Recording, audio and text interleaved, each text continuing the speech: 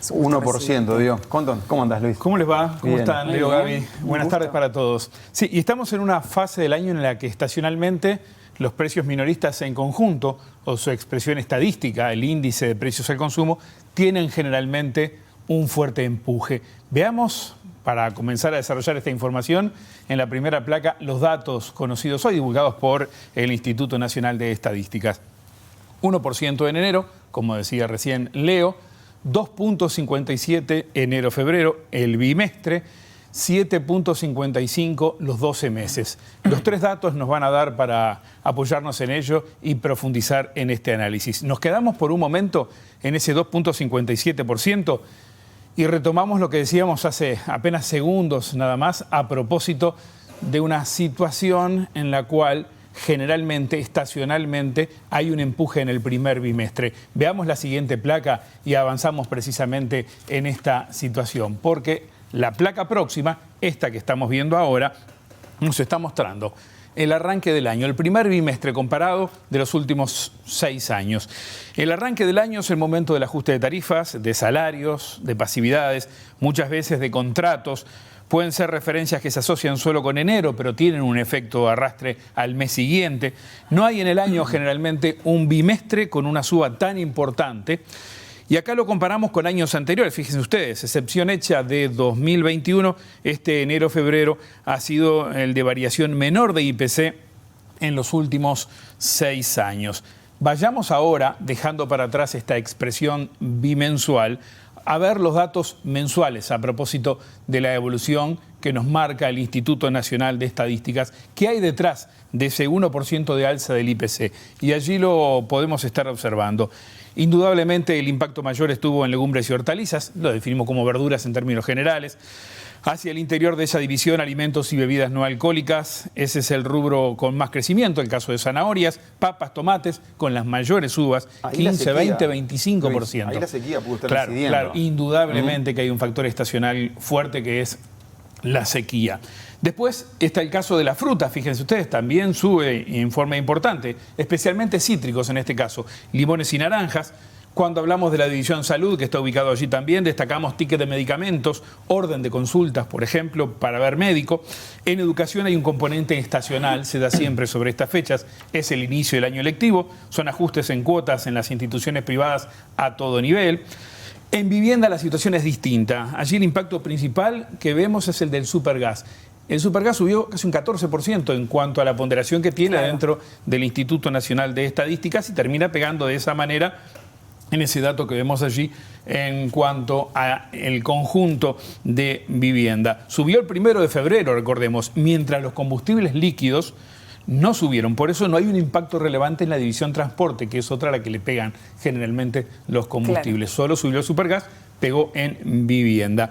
Para el final hay otros rubros de la división alimentos que los podemos seguir viendo, el caso de panificados, el caso de los lácteos también, que lo teníamos allí en pantalla, sobre todo lácteos y huevos, acá es los huevos, es lo que más ha subido en este rubro, y un rubro con una fuerte incidencia como la carne, que en este caso baja, lo ven allí en rojo, peseto, cortes de cerdo, pollo, las bajas más significativas. Es lo único que bajó. Es lo único que bajó, pero suficiente como para tener un dato negativo dentro de esos cortes, porque otros o no subieron o subieron muy poco. Y es el único rubro, la carne, dentro de la división alimentos y bebidas que compensa estos movimientos. Lo que pasa que cuando uno lo compara, cómo se comportó febrero del año pasado, es que nos da precisamente esos datos que terminan siendo una suba de 1%, nada más, ¿verdad? Bueno, a propósito de esto, como vimos hasta ahora, la incidencia de frutas y verduras, sequía mediante, como vos decías, Leo, indudablemente, es un fuerte impacto en los precios. También lo serían los combustibles si hubieran subido. Generalmente eso se observa como un dato importante. Y precisamente para quitar efectos de combustibles o efectos de frutas y verduras, efectos considerados extraordinarios, bueno, se construye otro indicador que vamos a ver ahora en la siguiente placa y es una referencia que por añadidura nos ayuda a comprender un poco más esto. La inflación subyacente. Uruguay hasta hace muy poco no contaba con un indicador así, se comenzó a recolectar esta información y publicar por parte del INE en octubre pasado, por eso tenemos solamente esos 4 datos hasta ahora. Hasta ese momento, seguramente ustedes escucharon muchas veces hablar de inflación subyacente, traje los datos en algunas otras columnas, Sí, sí. pero eran calculados por los analistas o por los periodistas haciendo análisis económico, un dato que es muy relevante. ¿Por qué? Quedémonos con esa imagen, porque pretende aproximarse al concepto de inflación tendencial y por lo tanto ser una mejor aproximación de la inflación de largo plazo, sacando lo que pueden ser efectos que hacen ruido en el medio, ¿verdad? Es complementario, no sustituye al IPC tradicional, es menos susceptible a eventos que puedan generar grandes fluctuaciones, en general que son reversibles, una sequía lo es, por ejemplo, en los precios de algunos artículos, es el caso de frutas y verduras ante una inundación o la sequía, o por ejemplo los precios del petróleo a nivel internacional que pueden incidir fuerte en el combustible. Lo que vemos acá es que la suba del IPC de enero, fíjense ustedes, enero-febrero debo decir, no estuvo tan impulsada por frutas, verduras o combustibles. Esos rubros se estarían explicando, a ver, en enero debí decir, me ajusto en esto, ahí tenemos casi 1.5%, por lo tanto, buena parte de la inflación del mes de enero no se explica por los volátiles porque está acá.